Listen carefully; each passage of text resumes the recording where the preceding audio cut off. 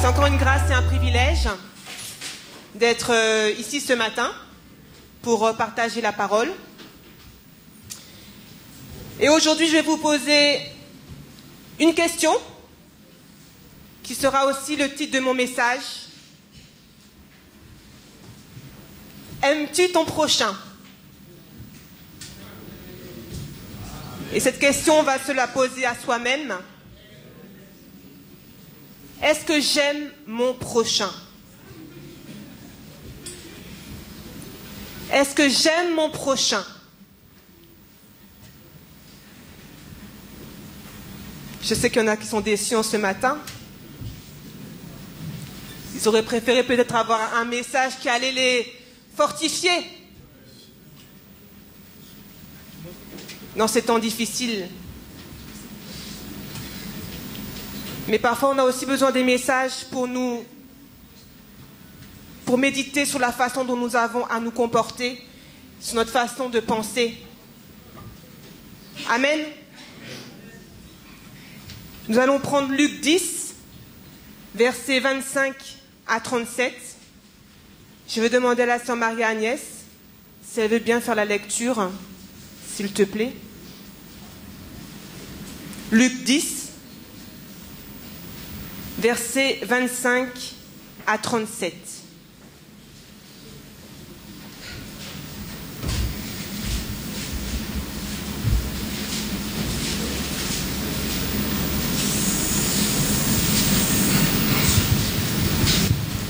Alléluia. Luc 10, versets 25 à 37. Un docteur de la loi se leva et dit à Jésus pour l'éprouver, « Maître, que dois-je faire pour hériter la vie éternelle ?» Jésus lui dit, « Qu'est-il écrit dans la loi? Qui lis-tu » Il répondit, « Tu aimeras le Seigneur ton Dieu de tout ton cœur, de toute ton âme, de toute ta force et de toute ta pensée, et ton prochain comme toi-même. » Tu as bien répondu, lui dit Jésus, fais cela et tu vivras. Mais lui, voulant se justifier, dit à Jésus, et qui est mon prochain? Jésus reprit la parole et dit, un homme descendait de Jérusalem à Jéricho. Il tomba au milieu des brigands qui le dépouillèrent, le chargèrent de coups et s'en allèrent le laissant à demi-mort. Un sacrificateur qui par hasard descendait par le même chemin, ayant vu cet homme, passa outre. Un lévite qui arriva aussi dans ce lieu, l'ayant vu, passa outre. Mais un samaritain qui voyageait, étant venu là, fut ému de compassion lorsqu'il le vit. Il s'approcha et banda ses plaies, en y versant de l'huile et du vin. Puis, il le mit sur sa propre monture, le conduisit à une hôtellerie et prit soin de lui. Le lendemain, il tira 2 deniers et donna à l'hôte, et dit, « Aie soin de lui, et ce que tu dépenseras de plus, je te le rendrai à mon retour. » Lequel de ces 3 te semble avoir été le prochain de celui qui était tombé au milieu des brigands? C'est celui qui a exercé la miséricorde envers lui, répondit le docteur de la loi. Et Jésus lui dit, « Va, et toi, fais de même. » Amen. Éternel, je te bénis pour ta parole qui est esprit et vérité. Seigneur, non, je n'ai pas les capacités, mais je sais que toi, tu mets les capacités en moi. Seigneur, Papa, je sais que sans toi, je ne peux rien faire. Alors, Seigneur, je me m'humilie devant toi, corps, âme et esprit. Et tu prends le plein contrôle, Seigneur, Papa, que je puisse être un instrument ce matin de bénédiction. Seigneur, prends le plein contrôle, dispose nos cœurs afin que nous puissions être bénis, fortifiés à travers ce message. Pour la gloire de ton nom, au nom de Jésus, je t'ai prié pour ta sainte gloire. Amen. Dans ce passage de la Bible, c'est la parabole du Samaritain, il y a une question fondamentale qui nous est posée. Au verset 25, « Que dois-je faire pour hériter la vie éternelle ?» On est bien d'accord que c'est la question qui est cruciale, parce que c'est ce à quoi nous aspirons. nous aspirons bien à obtenir cette vie éternelle. Donc c'est une question qui est fondamentale. Et Jésus va répondre au verset 27 en nous rappelant les deux commandements, les deux plus grands commandements qui se trouvent dans la loi. Tu aimeras le Seigneur, ton Dieu, de tout ton cœur, de toute ton âme, de toute ta force et de toute ta pensée, et tu aimeras ton prochain comme toi-même. Ce sont les deux conditions nécessaires pour qu'on puisse avoir la vie éternelle. Mais aujourd'hui, je vous pose une question. Est-ce que vous aimez Dieu?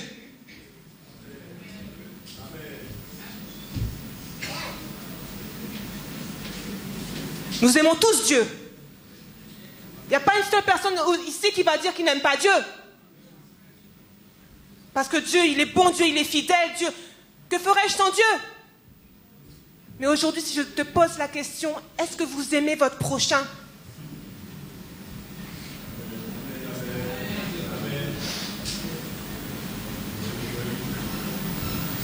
La question, elle est plus difficile à répondre. Et pourtant, ce sont les deux conditions nécessaires pour qu'on puisse avoir la vie éternelle. Donc ça mérite une réflexion. Parce que nous louons Dieu, nous adorons le Seigneur, nous parlons de Dieu. Nous venons à l'église, nous disons que nous sommes des chrétiens. Nous connaissons la Bible, nous lisons la Bible, nous prions matin, midi, soir, toute la nuit nous prions. Nous jeûnons. 3 jours, 7 jours, 21 jours, nous jeûnons. C'est bien.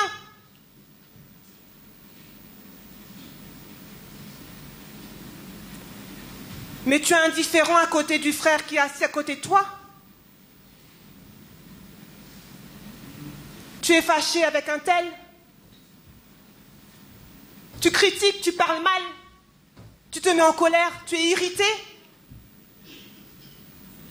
Tu dis que tu as pardonné et tu évites la personne, tu ne veux pas lui dire bonjour.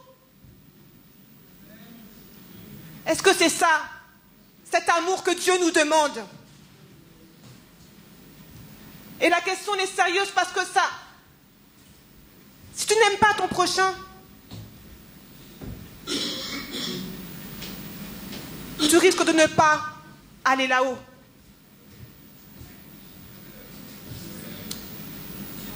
« 1 Corinthiens 13, versets 1 à 3, que nous connaissons bien.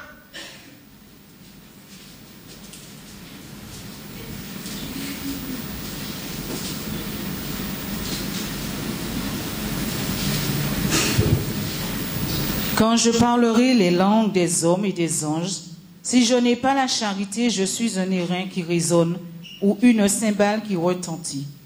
Et quand j'aurai le don de prophétie, la science de tous les mystères et toute la connaissance, quand j'aurai même toute la foi jusqu'à transporter des montagnes, si je n'ai pas la charité, je ne suis rien. Et quand je distribuerai tous mes biens pour la nourriture des pauvres, quand je livrerai même mon corps pour être brûlé, si je n'ai pas la charité, cela ne me sert de rien. Amen. Ce qui compte aux yeux de Dieu, c'est l'amour. C'est l'amour qui est la plus grande chose. Nous recherchons les dons spirituels, c'est bien. Nous recherchons l'onction, la puissance du Saint-Esprit, c'est bien. Tout ça, c'est très très bien, oui. Mais ce qui compte aux yeux de Dieu, c'est l'amour.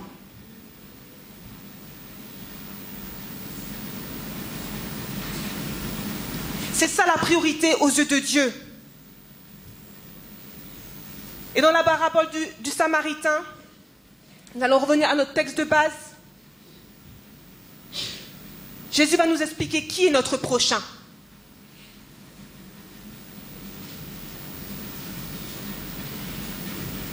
Il va nous raconter cette histoire d'un homme qui descendait de Jérusalem à Jéricho et il a fait une mauvaise rencontre.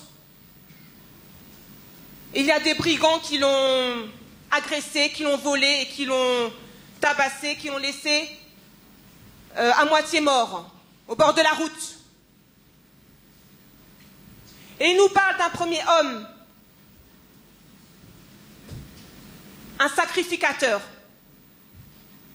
qui est passé, qui a vu l'homme à terre, mais qui a continué sa route. Il va nous parler d'un deuxième homme, c'est un lévite, qui est passé, qui a vu cet homme à terre, mais qui a continué son chemin. Nous savons que les sacrificateurs et les lévites, à l'époque, c'était des religieux. C'était des hommes qui connaissaient la loi et qui étaient censés faire le bien. Mais ils ont passé leur chemin. Pourquoi? Peut-être qu'ils se sont dit, moi, j'avais déjà pris une certaine hauteur. Ah, moi, non, pas moi, et puis, comment dire, pas moi, et puis c'est Muntala.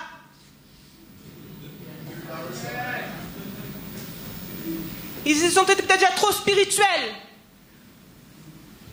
Où la doctrine de l'époque, c'était de ne pas toucher un homme mort de peur d'être impur et de ne pas pouvoir exercer son service. Vous savez, des fois, à force d'obéir à des doctrines, d'être sur des doctrines, sur des... J'ai beaucoup de connaissances, je parle de doctrines, oui, je suis tellement spirituelle que tu en arrives à rejeter l'autre. Tu arrives à ne pas aimer ton prochain. Et ça, c'est déplorable. Tu deviens être rigide. Et tu rejettes ton prochain et tu fais mal. Ça fait mal à l'autre.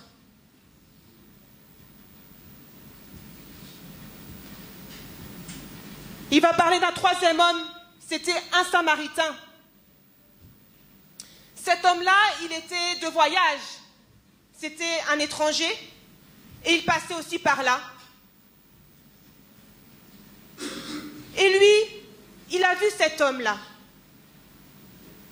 Et nous savons que les Juifs haïssaient les Samaritains.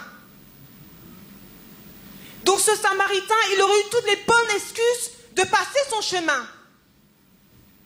Mais la Bible nous dit, il fut ému de compassion.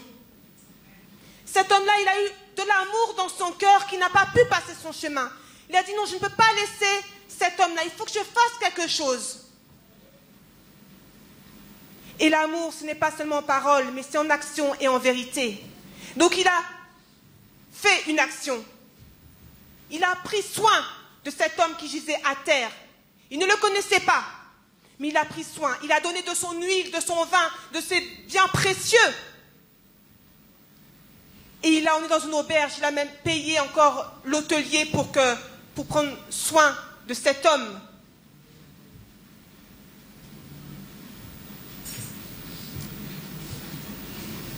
À travers ce prochain, Jésus nous dit que notre prochain, c'est la personne qu'on va rencontrer.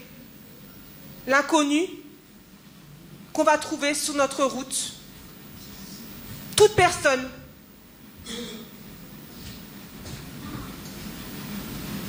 Et est-ce qu'aujourd'hui, nous sommes capables de nous déprogrammer? Parce que le Samaritain, il n'avait pas prévu cela. Hein. Il avait certainement beaucoup de choses à faire.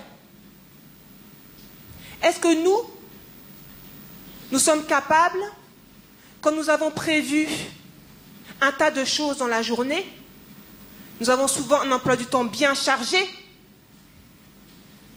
est-ce que nous sommes capables de nous déprogrammer pour tendre la main à celui qui en a besoin? Est-ce que nous sommes capables de nous laisser déranger dans notre petit confort pour tendre la main à celui qui en a besoin? Je peux partir de chez moi le matin et puis voilà, au bord de la route, il y a peut-être un clochard qui a besoin d'une aide. Ça peut arriver, sœur Gisèle. On a eu à accueillir un clochard avec mon mari. Ça peut arriver, c'est des choses concrètes. Le clochard, par exemple, des fois, qui se trouve des fois dans, comment dire, dans les parkings des supermarchés, qui vient nous réclamer de l'argent et qu'on rejette bien souvent. Des fois, ça nous agace, il nous agace.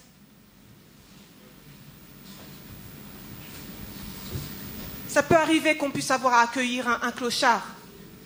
Est-ce que tu seras de ces gens-là qui vont dire « un clochard dans ma maison » ? Tellement tu es spirituel, ma maison, elle est sanctifiée, ma maison. Attention, un clochard dans ma maison qui va boire dans mon verre, qui va manger dans mon assiette, qui va dormir dans mon lit. Ou un drogué, ou un homosexuel, ou je ne sais quel genre de personne que peut-être des fois on rejette.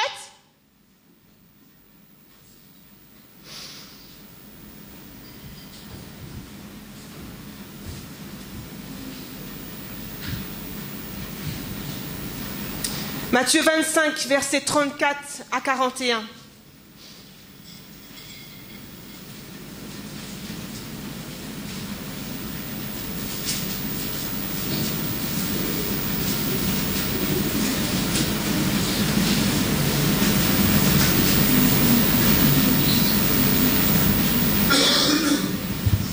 Matthieu 25.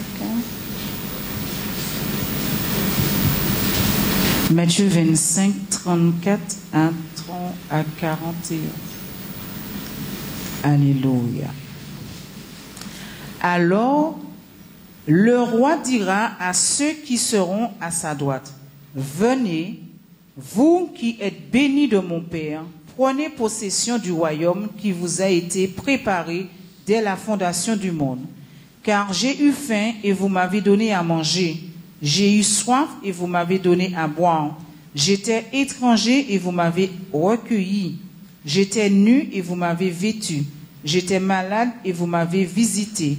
J'étais en prison et vous êtes venus vers moi. » Les justes lui répondront, « Seigneur, quand avons-nous vu avoir faim et t'avons-nous donné à manger, ou avoir soif et t'avons donné à boire? Quand avons-nous vu étranger et t'avons-nous recueilli, ou nu et t'avons-nous vêtu? Quand avons-nous vu malade ou en prison et sommes-nous allés vers toi? » Et le roi leur répondra, « Je vous le dis en vérité, toutes les fois que vous avez fait ces choses à l'un de ces plus petits de mes frères, c'est à moi que vous les avez faites. » Ensuite, il dira à ceux qui seront à sa gauche, « Retirez-vous de moi, maudits, allez dans le feu éternel, allez dans le feu éternel qui a été préparé pour le diable et pour ses anges. » Amen. Quand tu fais du bien à ton prochain, c'est à Dieu que tu fais du bien. Quand tu aimes ton prochain, c'est Dieu que tu aimes. C'est Dieu que tu rencontres. C'est à Dieu que tu vas obéir. Et Dieu va nous juger en fonction de l'amour que nous avons eu pour notre prochain. Le jour du jugement, la Bible nous dit qu'il va faire une séparation. Il ne va pas nous demander, le jour du jugement, combien de fois on a prié, combien d'heures de prière on a, combien de jeûnes on a fait, combien de fois on a lu la Bible, ou je ne sais, voilà, si on a eu le don de prophétie, si on a eu tel don. Il va nous demander, mais qu'as-tu fait pour ton prochain? Celui qui avait besoin de toi, qu'as-tu fait? Et si nous avons compris combien c'est important, nous devons faire de l'amour notre priorité. Jésus a aimé tout le monde. Il a donné sa vie pour le monde entier, sans exception de personne. Il a aimé les drogués, les clochards, les prostituées, tout le monde. C'est le péché que Dieu n'aime pas. Mais il aime le pécheur. Et nous aussi, nous devons aimer tout le monde sans exception de personne. Nous devons considérer le plus faible comme celui qu'on va aimer le plus. Et si nous avons compris cela, que c'est la priorité de notre vie, il faut que ce soit un mode de vie. Il faut en faire un mode de vie. Parce que une fois qu'on a compris cela, Quand je prie le matin, quand je me lève le matin, je fais de ma prière mon sujet de prière. Je demande à Dieu, Seigneur, mais je vois comment c'est important l'amour pour mon prochain. Seigneur, donne-moi plus d'amour pour mon prochain. Seigneur, quand je vais, durant ma journée, que je puisse être un instrument pour aider, pour faire le bien autour de moi. Dispose mon cœur pour que je puisse être tourné sur les autres, non pas sur ma petite vie personnelle, mais sur les autres. Parce qu'au quotidien, on rate beaucoup d'occasions de faire le bien. Et je ne dirais pas dans des grandes choses, mais dans des petites choses. Parce que nous ne sommes pas disposés, nous n'avons pas mis notre priorité sur l'amour. Parfois, tu pars de chez toi, tu vois un autostoppeur, par exemple. Qu'est-ce qui t'empêche de le prendre? Ça ne te coûte rien. Mais non, parce que oh, je suis en train de louer Dieu dans ma voiture. Oh, je n'ai pas envie de déranger. Oui, je suis bien. Oh, lui, ses chaussures sales. Oh, je viens de nettoyer ma voiture. Oh non, pas dans ma voiture. Oh, un autre va le prendre. Un autre, mais il y a un autre qui va le prendre. Et si tout le monde se dit ça, un autre va le prendre. Un autre va le prendre. Et un autre va faire. Il y a des gens qui sont malades dans l'église. On ne les appelle pas. Parce qu'un autre va faire. Parce que c'est le rôle de l'ancien Jean-Claude d'aller visiter les malades. Il y a des jeunes convertis. C'est le rôle du diacre Hervé peut-être d'aller encourager les jeunes convertis. Bon, un autre va faire, un autre va faire. Et on dit qu'il n'y a pas d'amour, mais moi je fais quoi, moi, pour qu'il y ait un peu d'amour? Je fais quoi, moi?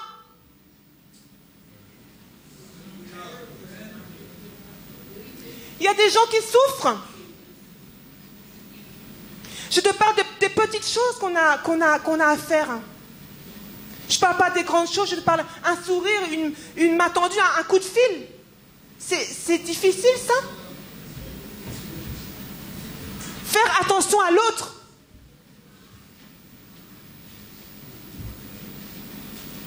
Nous devons être remplis de bonté.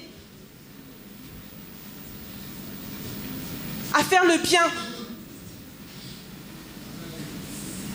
Faire attention à l'autre. Je ne suis pas centrée sur ma petite vie, je ne suis pas centrée sur moi-même, mais je suis en train de regarder l'autre qui en a besoin. Je suis bienveillant. Je m'inquiète de l'autre.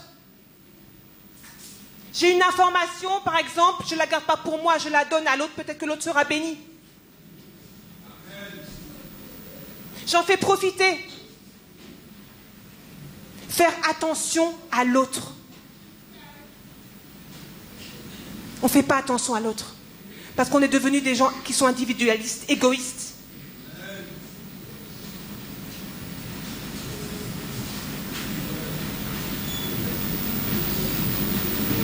Il y a besoin des gens qui souffrent dans l'église, qui ont besoin d'encouragement.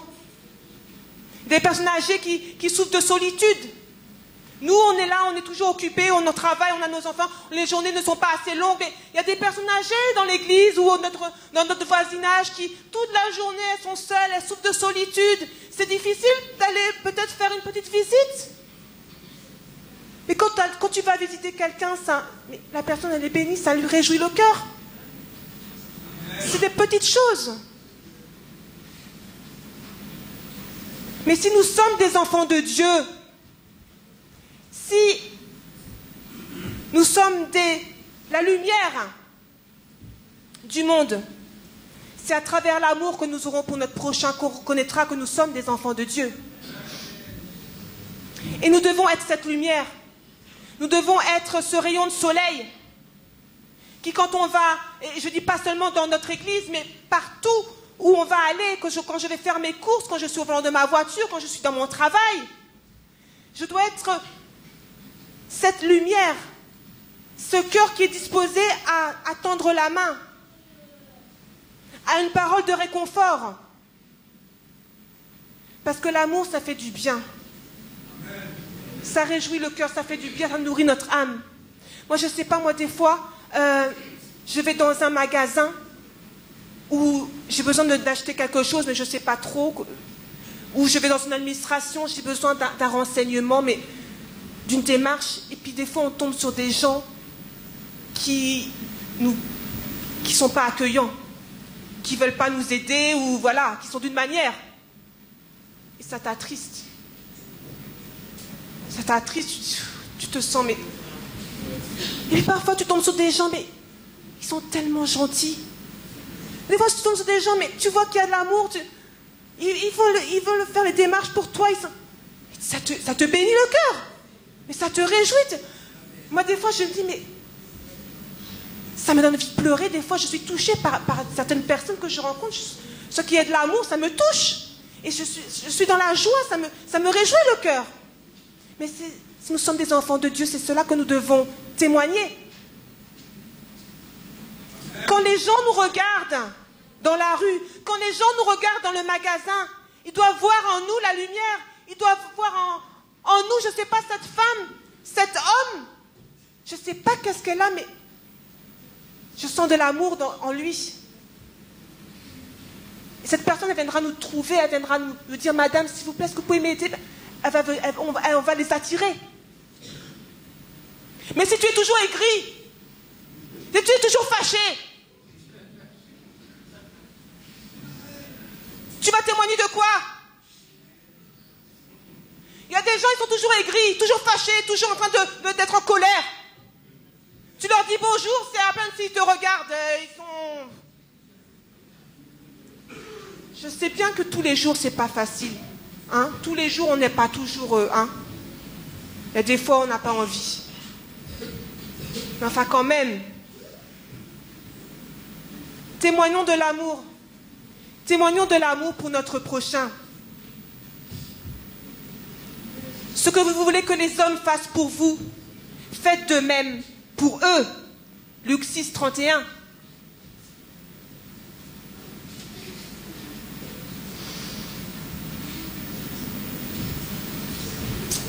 Faisons de l'amour notre priorité. Et si j'ai envie de dire ce matin que le prochain, c'est la personne, l'inconnu qu'on va rencontrer sur notre route. Par définition, notre prochain, c'est aussi celui qui est proche de nous.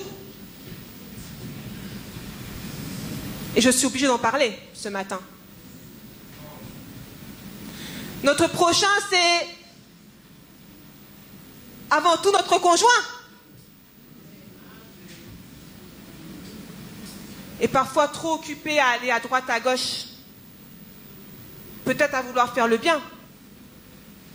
Mais on oublie notre conjoint. On délaisse notre époux.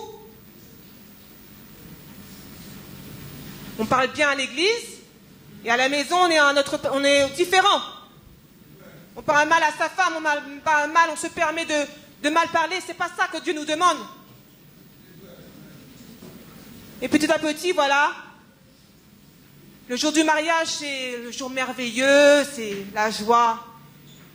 Puis au fil des années, il y a un fossé qui se creuse, une routine qui s'installe, et si tu n'entretiens pas l'amour dans ton couple, tu arrives à la fin, je te pose la question, est-ce que tu aimes ton mari? Est-ce que tu aimes ta femme? Il y a des gens qui ne savent même pas quoi répondre. Parce que c'est plus un couple, c'est une cohabitation. Il y a nos enfants. Nos enfants aussi, ils ont besoin d'amour, ils ont besoin d'être écoutés, ils ont besoin de parler. Mais si nous sommes toujours à droite, tellement occupés, travailler, tâches domestiques, administratives, aller à l'église, voilà, voilà, faire des choses, on fait, mais nos enfants, ils sont là. Ils ont besoin de temps.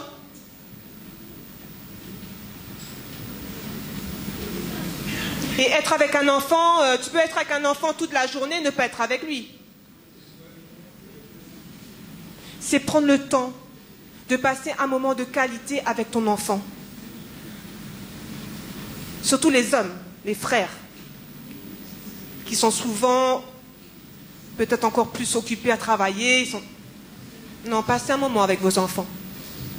Parce que ce lien que vous allez créer avec vos enfants, ce lien d'amour, quand vous allez prendre un temps particulier avec votre enfant. C'est ça qui va le faire grandir. Vous avez des enfants qui naissent dans des familles très aisées où les parents s'en occupent pas, mais ils ont tout, hein. On leur donne tout. Et puis des fois ces enfants-là, ils se retrouvent après dans la drogue, dans des situations pas possibles. Et d'autres enfants qui vivent dans des foyers où il n'y a pas grand-chose, mais où il y a de l'amour. Et ces enfants, ils vont grandir avec cet amour qu'ils ont reçu. Et quand ils vont devenir adultes, ce seront des adultes qui seront équilibrés. Parce que cet amour qu'ils ont eu pendant leur enfance, ça va les porter toute leur vie. Parce que l'amour, c'est ce qu'il y a de plus grand. L'amour, c'est ce qu'il y a de plus grand. Faisons attention parce que le temps passe vite. Des fois, nos enfants sont petits et après, ils grandissent à 18 ans, ils partent et puis on se dit, mince alors, le temps est passé tellement vite, si j'avais su, j'aurais passé plus de temps avec mes enfants. Des fois, il y a des adolescents qui ont des comportements difficiles, mais c'est simplement peut-être que des fois, ils ont envie qu'on leur dise, ben voilà, qu'on les aime. Parfois, ils ont envie simplement qu'on leur prenne dans leurs bras. Parce que quand les enfants sont petits, c'est câlin, on les prend dans leurs bras, c'est bisous. Puis quand les enfants grandissent, c'est comme si on leur dit plus qu'on les aime. On ne leur prend plus dans les bras.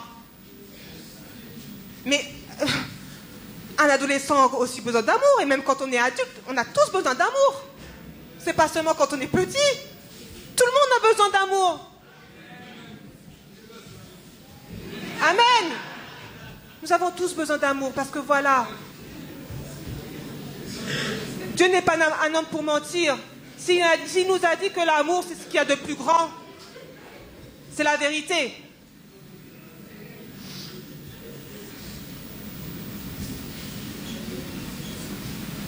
Parce que dans l'aime ton prochain comme toi-même, il ne faut pas oublier qu'il y a le comme toi-même. Dieu n'a pas dit aime ton prochain et oublie-toi. Il faut s'aimer. Donc il n'est pas question d'aller, parce que oui j'ai bon cœur, mais je vais à droite, à gauche, toujours à vouloir faire le bien pour des raisons. Après des fois on se demande si c'est pas pour se glorifier ou se montrer qu'on est celui qui est voilà, le plus machin. Jésus a dit à Marthe, mais arrête de t'agiter. Nous devons nous aimer, donc nous devons prendre du temps pour nous-mêmes. Nous devons prendre du temps pour soi, du temps pour se reposer, du temps dans notre relation avec le Seigneur, bien sûr, qui est primordial. Mais si je suis toujours à courir à droite, à gauche, ma relation avec le Seigneur, elle sera détériorée. Donc je dois prendre du temps pour moi, je dois prendre du temps pour être en harmonie avec moi-même, en équilibre, corps, âme et esprit. Être en bonne relation avec mon Seigneur pour pouvoir être en bonne relation avec les autres, pour pouvoir aimer, porter des bons fruits, des fruits d'amour qui ne seront pas des fruits où je suis frustré, où je suis aigri, où je suis épuisé, où je suis fatigué. Dieu ne veut pas ça non plus pour nous.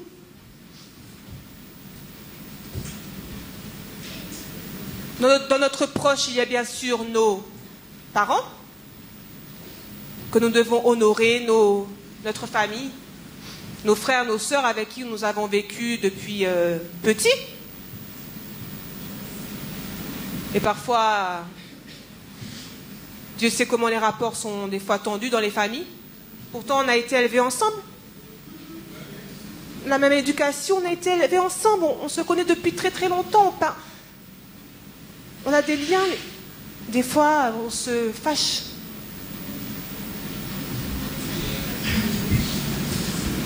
Et bien sûr, il y a notre famille en Christ. Notre famille en Christ, notre église locale, l'église universelle, nos frères et nos sœurs que nous devons aimer encore plus, puisque Nous aspirons à la même chose. Nous avons la même pensée, la pensée de Christ. Nous aspirons à la même chose, c'est de nous retrouver là-haut. Donc nous devons encore nous aimer davantage, encore plus. Parce que nous partageons les mêmes choses. Mais, parfois, parce qu'une église loue de telle manière, ou une église ne parle pas en langue, ou voilà, je sais quoi, on n'arrive pas à s'aimer. On se critique.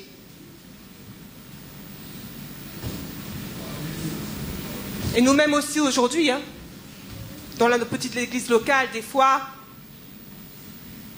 on se parle mal.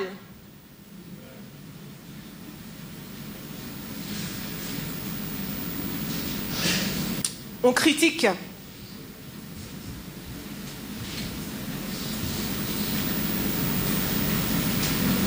Il y a des frères, il y a des sœurs qui font des sujets de conversation. Il y a quelqu'un qui a un problème, il y a un frère, une sœur qui est tombée, ou je ne sais quelle, qui vit une épreuve.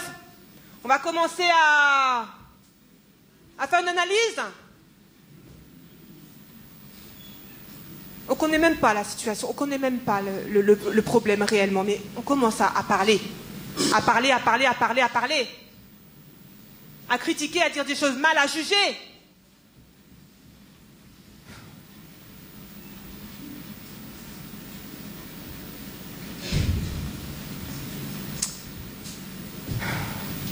Tu vois la paille qui est dans l'œil de ton frère, mais tu ne vois pas la poutre qui est dans ton œil. Dieu ne nous a pas demandé de juger, c'est seulement Dieu qui juge.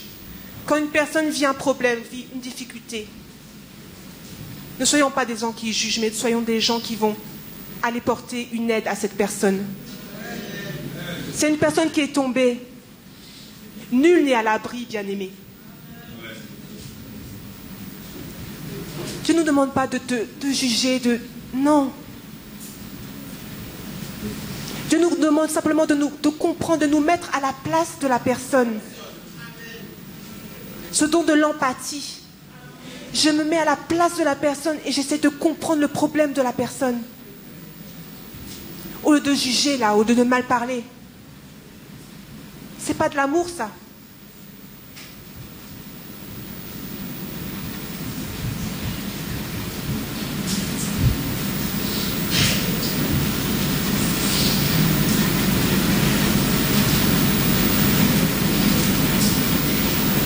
Et je ne parle pas de la jalousie.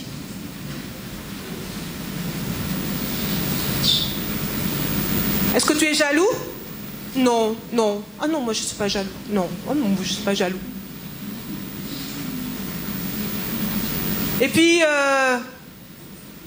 quand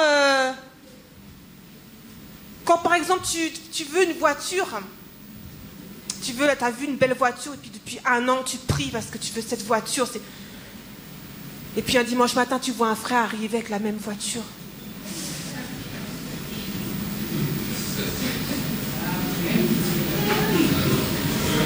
Et je dirais en plus chez les chrétiens, c'est encore pire parce que il y a des gens qui sont bénis parce que des bénédictions spirituelles. Il y a des gens qui sont jaloux, je dirais jaloux de comment Dieu utilise une personne. Il y a des jalousies de dons spirituels. Surtout quand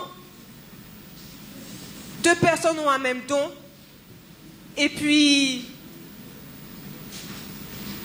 ou alors j'ai un don, par exemple, Dieu m'a donné un don vraiment pour louer, pour je sais pas quoi, pour porter pour prêcher, je sais pas moi quel don, la musique.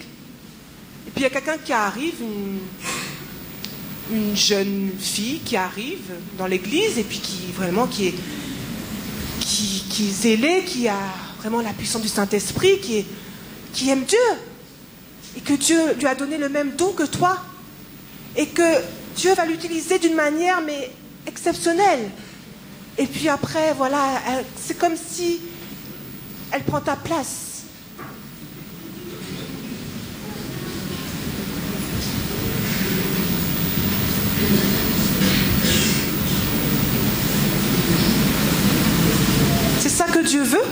cet amour-là que Dieu nous demande? Nous devons nous réjouir pour nos frères qui sont bénis. Nous devons nous réjouir avec nos frères qu'on voit qu'ils réussissent dans la vie. Nous devons nous réjouir pour nos frères que Dieu utilise puissamment, mais béni soit, gloire à Dieu. Puisque Dieu nous a un plan pour chacun d'entre nous. Il nous utilise avec des dons de différentes manières. Nous n'avons pas à aller jalouser l'autre.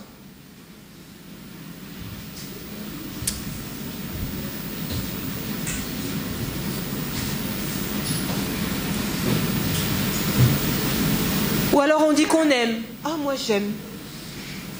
Ah oui, j'aime mes frères, j'aime mes sœurs. J'aime une partie. J'aime par exemple mon pasteur.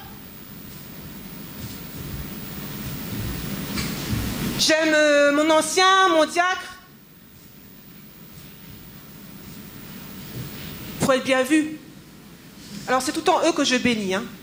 Comme ça, je sais, ils vont prier pour moi, je serai bien vue, voilà, par intérêt. C'est bien, hein, on doit aimer nos anciens, nos diacres, nos pasteurs, c'est bien. Mais la malheureuse, là, qui est au fond de l'église et qui dit rien,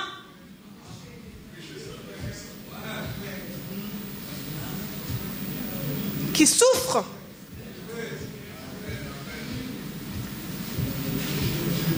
qui ont des souffrances pas possibles avec, je sais pas moi, ses enfants, son mari, qui n'a pas de quoi se nourrir, acheter à manger.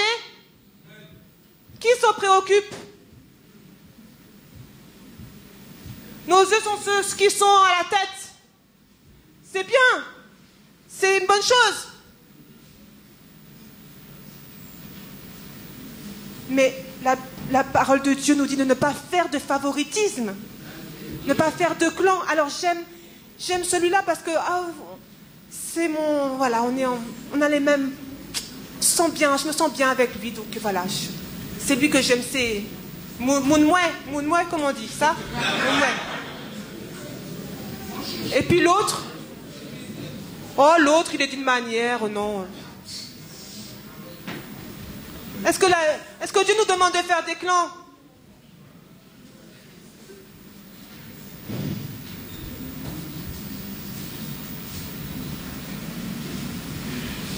C'est pas ce que Dieu nous demande. Dieu nous demande de nous encourager, mais tous. Faire attention à tout ce qui nous entoure.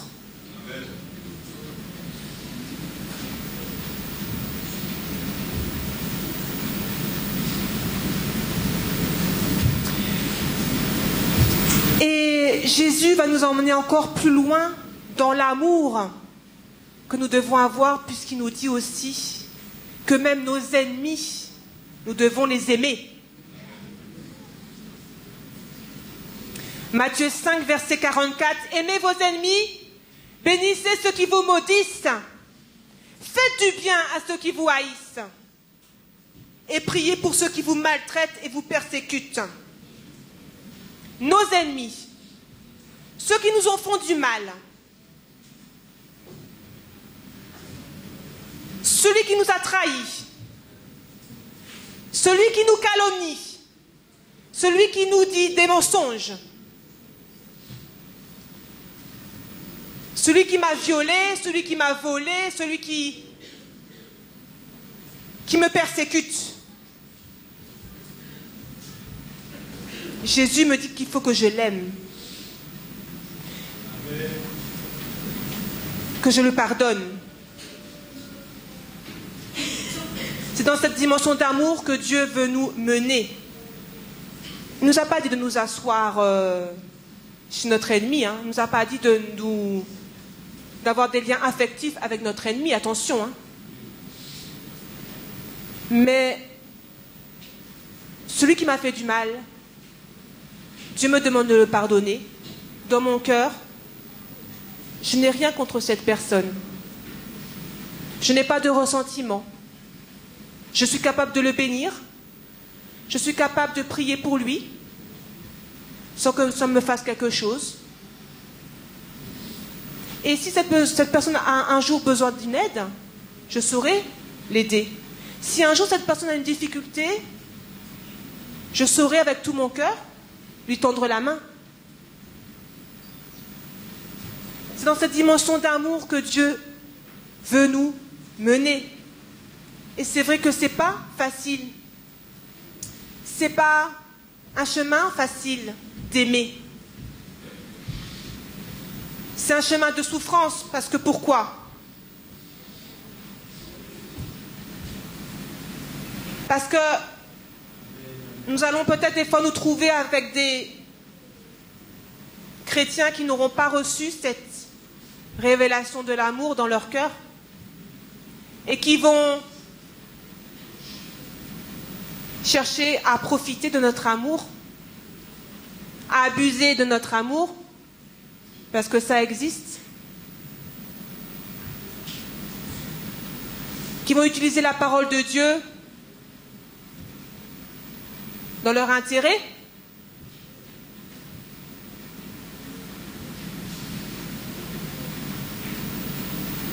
et le jour où on va peut-être dire non, ça va se retourner contre nous, on sera critiqué. Il y a des fois où tu te sacrifies pour quelqu'un parce que tu aimes une personne, tu te sacrifies et puis en retour, tu n'as même pas un merci. Et ça fait mal. Ça fait mal parce que des fois on est déçu. Des fois on est blessé. L'amour, ça fait souffrir parce que des fois, on aura aussi à dire des choses, des vérités. Parce que l'amour, c'est pas non plus toujours caresser les gens dans le sens du poil. Et la Bible nous dit, mieux vaut une réprimande ouverte qu'une amitié cachée. Dans Proverbe 27, verset 5. Il y a des fois quand quelqu'un va se détourner de la voie, ou quand quelqu'un aura une attitude qui n'est pas à la gloire de Dieu, Dieu va nous demander de le lui dire. Parce que Dieu nous a demandé de redresser avec douceur. Et que le juste montre à son ami la bonne voie. Et c'est vrai qu'il y a des gens qui sont tellement susceptibles à se fâcher dès qu'on leur dit quelque chose.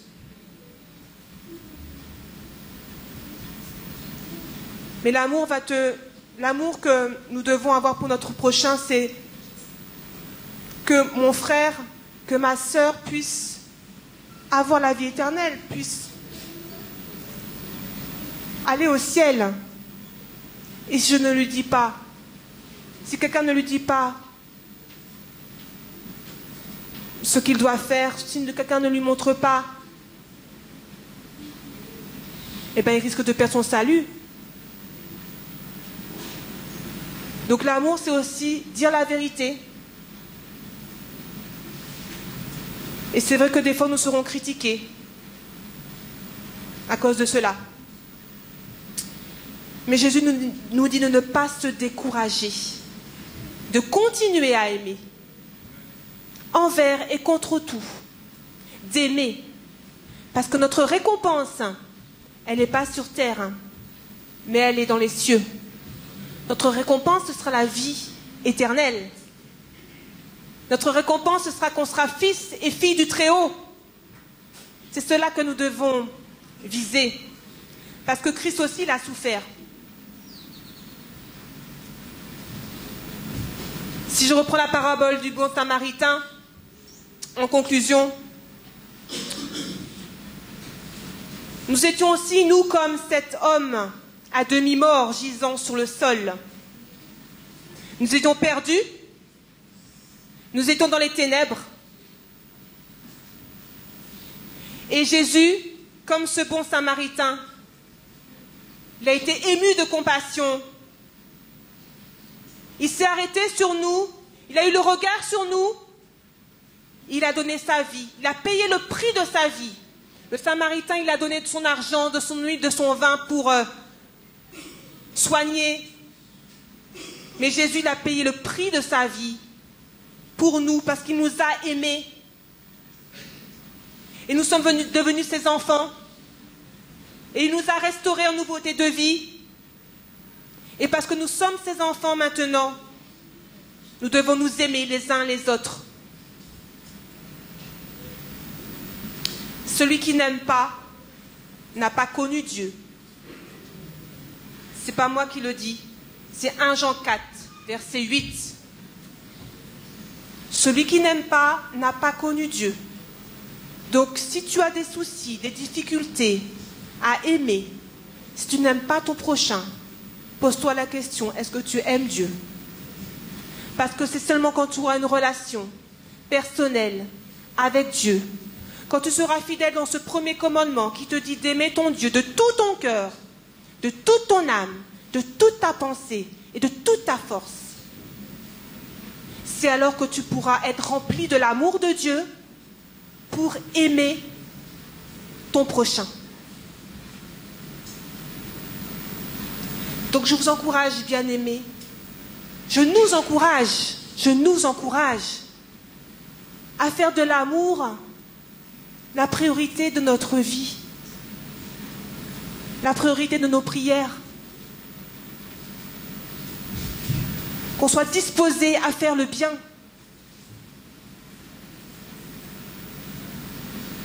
Pour réjouir le cœur de Dieu et pour que nous puissions encore ensemble nous retrouver là-haut. Amen. Merci Seigneur.